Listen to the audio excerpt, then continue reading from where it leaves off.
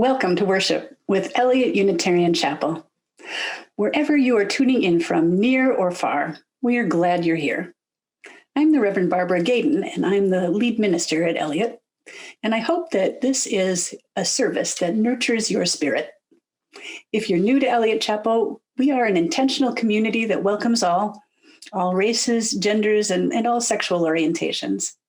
We welcome people of all creeds and beliefs, all economic circumstances, and all types of families. Our vision is to create a just world through vibrant, beloved community. If you would like to connect with us and learn more about our congregation, please look for information at the end of the service. Welcome to Eliot. Welcome home.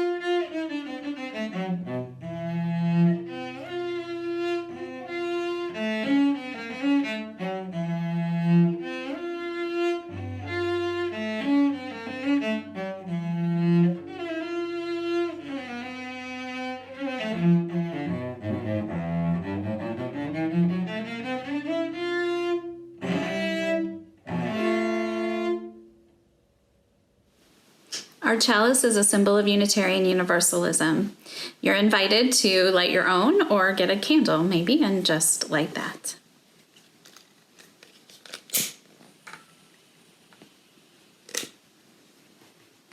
Deep calls unto deep. Joy calls unto joy. Light calls unto light. Let the kindling of this flame rekindle in us the inner light of love, of peace, of hope. We pledge ourselves to be the bearers of light wherever we are.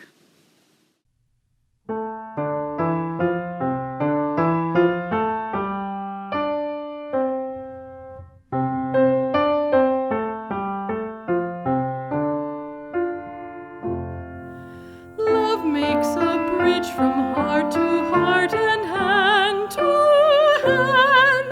Love finds a way when laws are blind and freedom banned.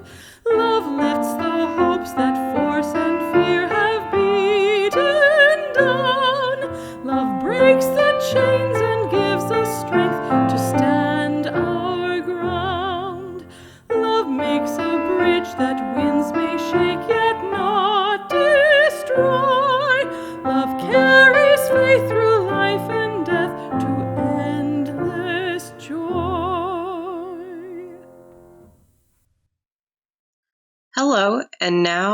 is The Time for All Ages on December 27th, 2020.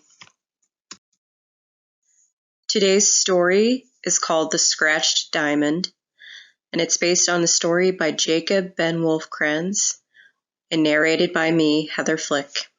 There once was a very wealthy king who owned many beautiful things.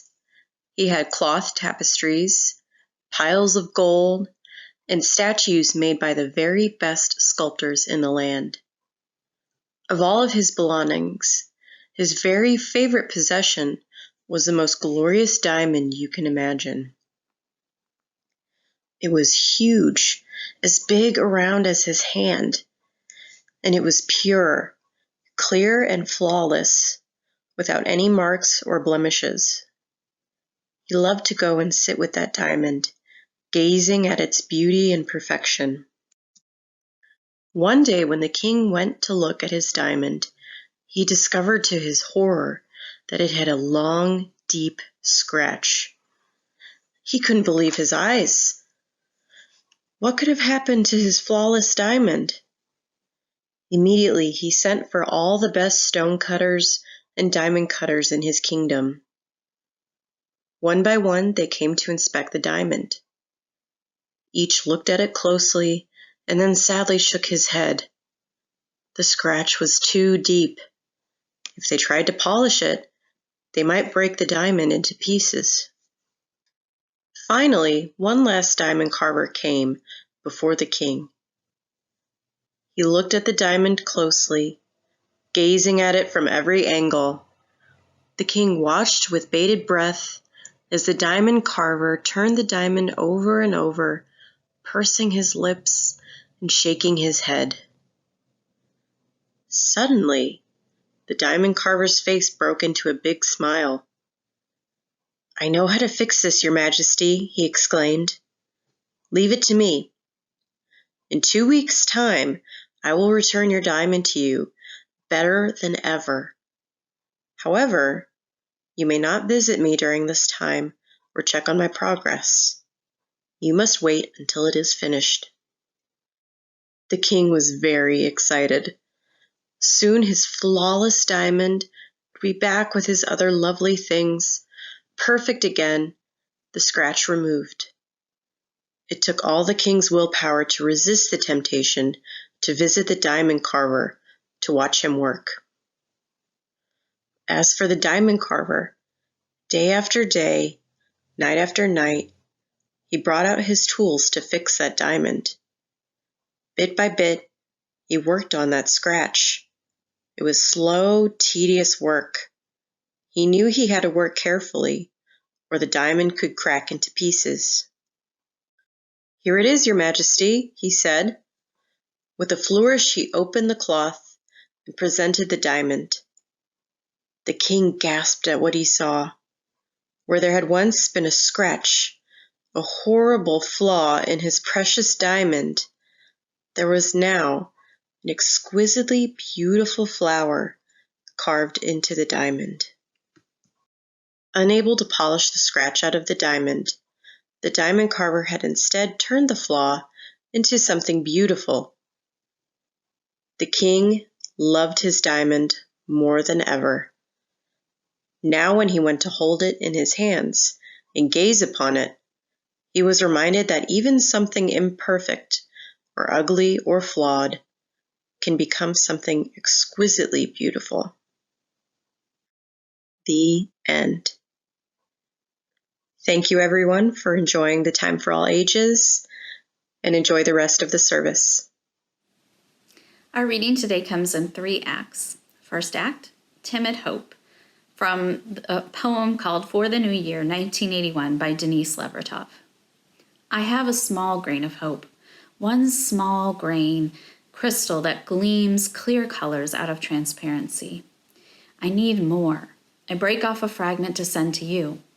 Please take this grain of hope so that mine won't shrink. Please share your fragment so that yours will grow. Only so, by division, will hope increase. Like a clump of irises which will cease to flower unless you distribute the clustered roots' unlikely source, clumsy and earth-covered. of grace. Second act, active gritty hope, from an essay by Anne Lamott called Show Up with Hope. You would almost have to be nuts to be filled with hope in a world so rife with hunger, hatred, climate change, pollution, and pestilence, let alone the self-destructive or severely annoying behavior of certain people, both famous and just down the hall, none of whom we will name by name. Yet I have boundless hope most of the time. Hope is sometimes cranky optimism, trust and confidence that those I love will be okay, that they will come through whatever life holds in store. Hope is the belief that no matter how dire things look or how long rescue or healing takes, modern science, in tandem with people's goodness and caring, will boggle our minds in the best way.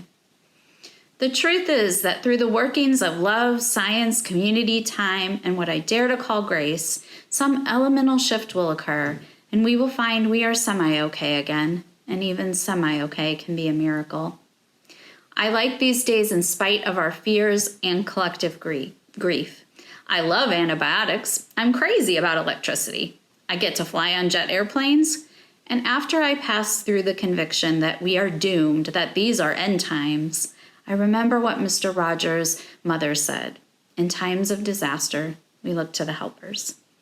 We take the action, soup kitchens, creek restoration, mentoring, and then the insight follows. That by showing up with hope to help others, I'm guaranteed that hope is present. Then my own hope increases. By creating hope for others, I end up awash in this stuff. We create goodness in the world, and that gives us hope. We plant bulbs in the cold, stony dirt of winter, and our aging arthritic fingers get nicked, but we just do it. And a couple of months later, life blooms as daffodils, paper whites, tulips. As John Lennon said, everything will be okay in the end. If it's not okay, it's not the end. This has always been true before. We can decide to hope that it will be again. Sometimes hope is a radical act, sometimes a quiet, merciful response, sometimes a second wind, or just an increased awareness of goodness and beauty. Maybe you didn't get what you prayed for, but what you got instead was waking to the momentousness of life, the power of loving hearts. You hope to wake up in time to see the dawn, the first light, a technicolor sunrise, but the early morning instead is cloudy with mist. Still, as you linger, the ridge stands majestically black against a milky sky, and if you pay attention, you'll see the setting of the moon that illumined us all as we slept, and you see a new day dawn. Third act, wild, imaginative hope and promise. This is by Betty Burnett, reflecting on the biblical passages Isaiah about the year of the Lord's favor. The Spirit whispers, and we, wrapping our priestly robes around us, shout out, Hola, the cages are open, bienvenidos. Take this blessing of softest wool for your shivering shoulders and comfort your heart. Wan Ying, Ni Hao, good day, Shalom. Please join us for tea, all of you. Crowd around the table, there is plenty. Yo, here is a shimmering rainbow crown for each of your children and garments that sing hallelujah. Together we erase the Delmar divide, the walls and barbed wire disappear. Everywhere gunfire is silenced. We rebuild devastated ruins, collapsed barns, crumbling houses, forgotten bodegas. For the wide and hungry world, we plant oaks of righteousness, palm trees, maples, pine trees, and giant firs. We clear the ocean's plastic and restore the glaciers. Lion and lamb? Of course. Birds of a feather, fine kettles of fish, horse of a different color, cat's pajamas, turning worms, flying pigs, all are welcome. Shame? Pish posh, vanished. If you're cis and you know it, clap your hands. If you're non-cis and you know it, clap your hands and whistle. And check your bank account right away. Your inheritance has already been deposited. Interest is accumulating, all in our favor. Huzzah! With the Spirit leading our parade of gratitude, piccolos, snare drums, and big fat tubas, we salute justice. We raise flags to our wonderful variety and sing anthems to friendship. Everywhere is the music of freedom. We are blessed. Every month, Eliot shares our weekly offering with our community partners who help us live our mission in the world. Giving is especially important during the pandemic, as many organizations continue to serve those hardest hit by the pandemic itself. This month, we share our offering with Room at the Inn, for whom we have long served as hosts. Room at the Inn continues to provide emergency shelter for the homeless during these frightening times. Many of their guests in the last spring found housing, and they have opened to new families. They are at full capacity, and they are scrupulously careful and have had no COVID-19 outbreaks at the shelter. I'm so proud that we continue to be a part of their work, providing guests not only with shelter, but a path to self-sufficiency. Please give generously. You will see instructions on your screen.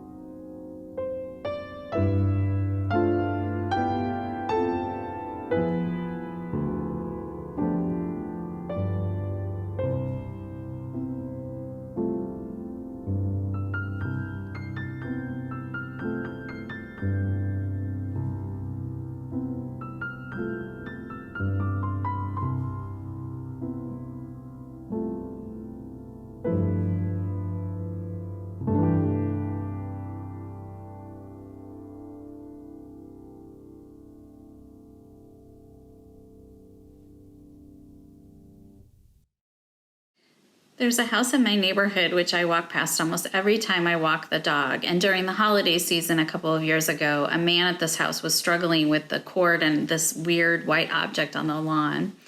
He had clearly just wrestled some Christmas lights for the house, and this next battle, I assume, was going to be lawn decorations, those blow-up things, and I thought, oh, well, this white thing must be a part of that. I thought it was a snowman, but as I approached, I saw rising before me a lovely unicorn with a pastel horn. I was surprised and delighted, and then I heard this little girl squeal out, "Daddy, Daddy, it's working! She's here! There she is!" And Dad and the girl smiled their biggest Christmas grins. It was one of the most precious things I have ever had the pleasure of accidentally viewing. I'm so glad I walked the dog that day. Every day after that, and this year too, I get to walk past the giant shiny Christmas unicorn. It has no place in the Christmas story at all, but each time I stroll by, I am reminded of a spirit-filled moment between a father and a daughter. This year, the unicorn has an addition. She's hitched to Santa's sled, both lit up and all aglow. I can't get enough of it. She's replaced Rudolph, and I'm 100% here for it. I haven't had the pleasure of seeing the little girl this year, but I like to think it's the dad's secret little project now to keep that unicorn, keep putting that unicorn into the Christmas story, because 2 years ago, he was just a reluctant, slightly grumpy dad until his daughter squealed and he became a light bearer. Now that it's past Christmas, I'm making up stories in my head about what that unicorn has left to do this year. I have a fantasy that the sled and her are going to take off and deliver vaccines from now into the new year, spreading relief across the world. In Jewish mysticism, there's a creation story that says God, in order to create the world, drew in her breath, and the contraction created darkness. And then she said, "Let there be light," by sending out 10 vessels of holy light. And though I am completely mixing religious and folk stories into a jumbled mess here, I know, I think that as happy as that unicorn made that little girl, the unicorn might as well be filled with divine light.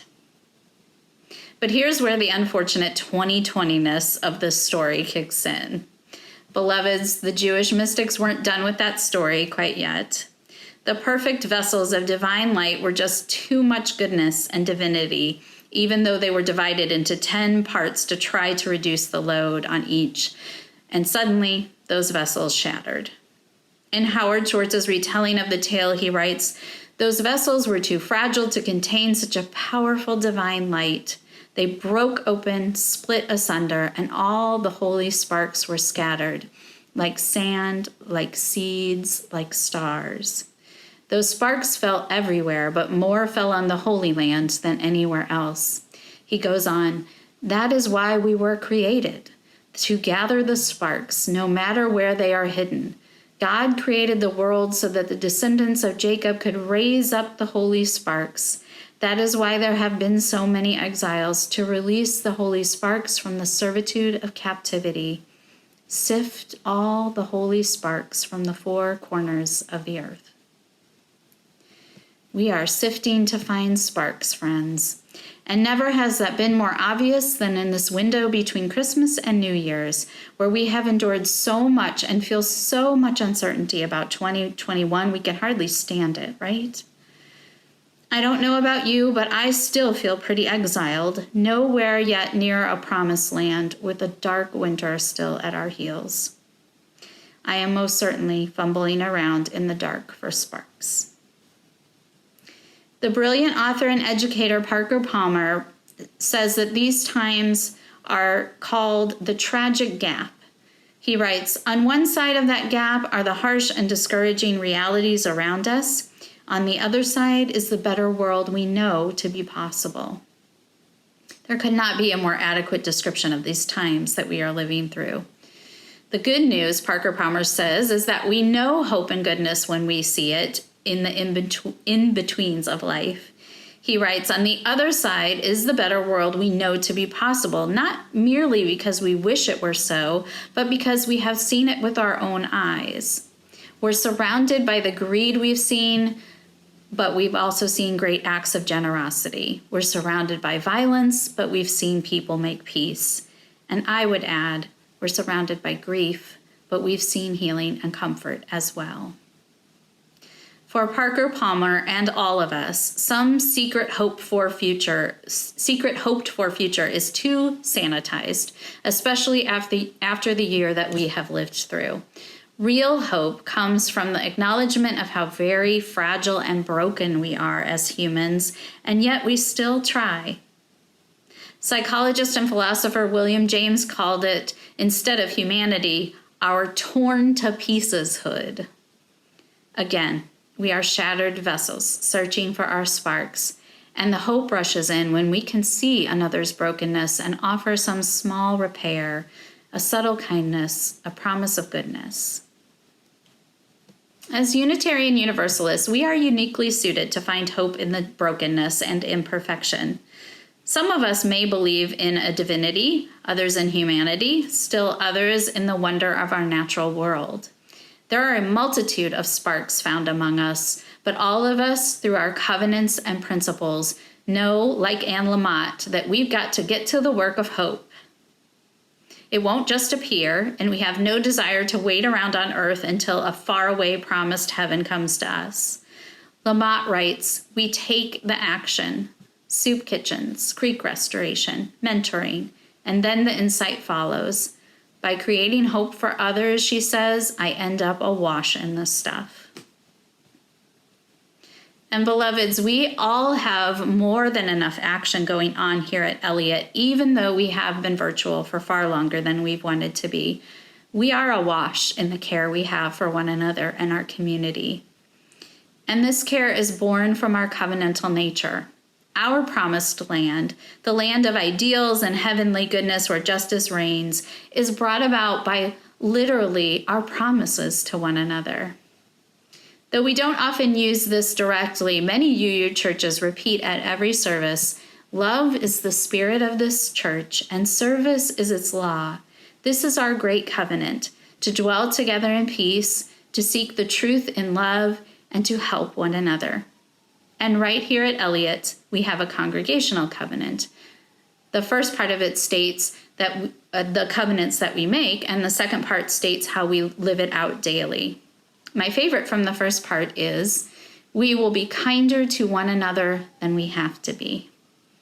And from the second part, the line that resonates, to remind ourselves and each other of these promises regularly and gently. Regularly and gently, kinder than we need to be. And one by one, with each act and each reminder, this community and many others are getting through this pandemic and racial injustice and inequity and deep grief and uncertainty, one promise layered on top of another. One divine spark in each other, scooped up from the wreckage and the darkness, rising from the shattered and torn to pieces hood of our lives. And then slowly, and sometimes, but not always, we will wind up awash in hope from the everyday acts of others in our lives, our beloved community. It's all easier said than done, I know.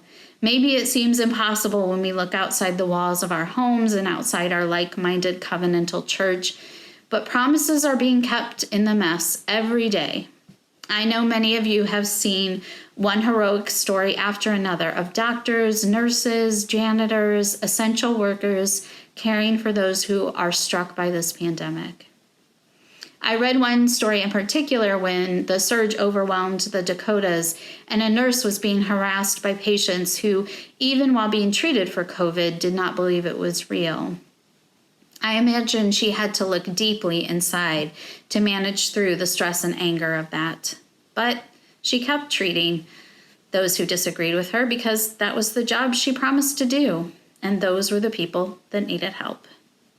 Our teachers have certainly made promises to care for our children, jumping through hoop after hoop after hoop to reinvent teaching and care for students in this time. And have you ever been so aware of and appreciative of the workers who are willing and able to deliver our groceries, clean our spaces, grow and gather our food? The list goes on.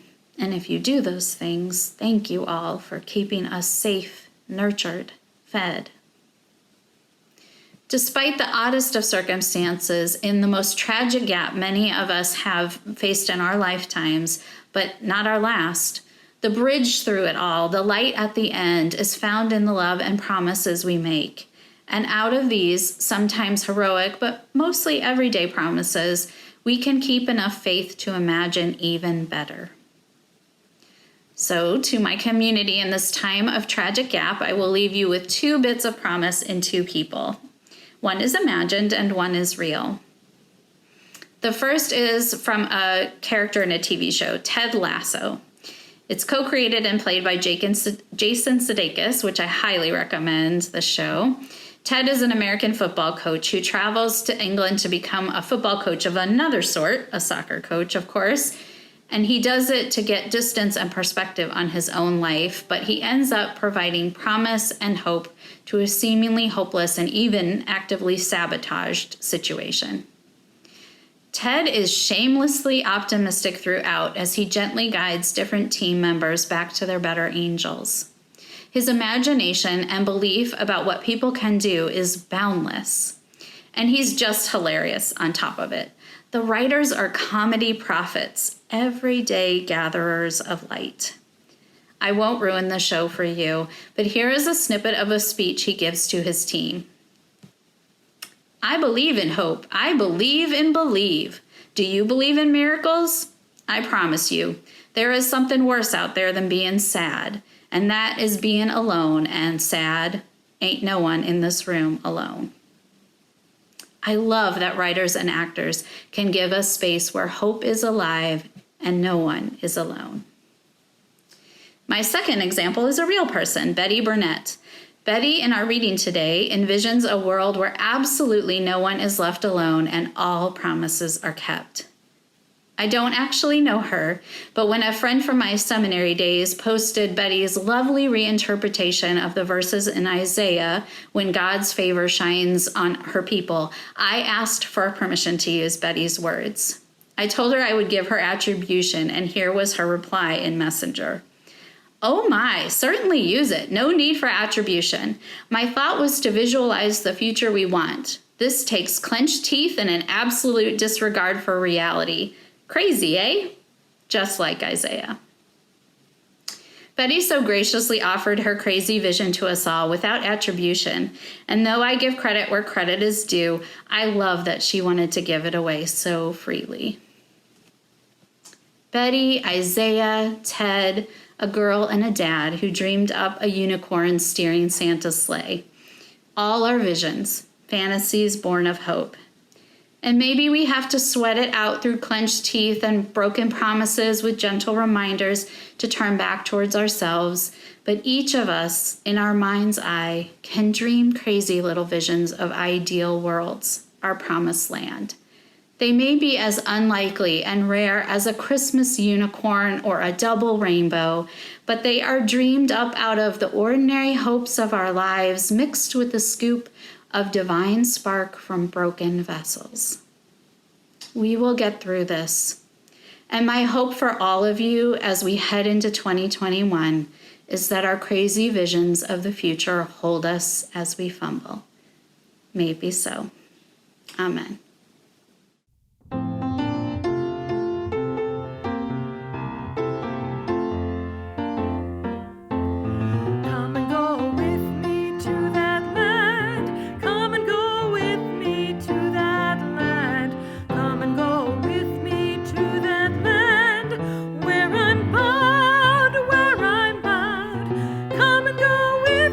To that land, come and go with me to that land.